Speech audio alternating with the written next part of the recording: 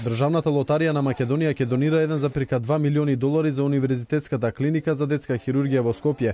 Со донацијата ќе се реновираат двете хируршки сали на клиниката, со што ќе се обезбеди непречена работа на хируршкиот тим, кој изведува најмалку 1500 хируршки интервенции годишно. Иницијаторот за оваа донација, Владимир Чадиковски, кој е првиот човек на Националната фондација за трансплантација, посочи дека донацијата е од исклучителна важност за клиниката и дека Македонија ќе добие хируршки сали рамни на европските.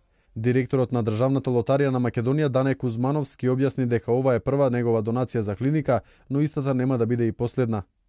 За прв пат започнуваме како некој вид на почетна соработка со детската клиника преку фондацијата и сакаме да го пратиме нашиот слоган кој што го имаме вметнато во корпоративниот бренд, значи Државна лотарија на Македонија за добро.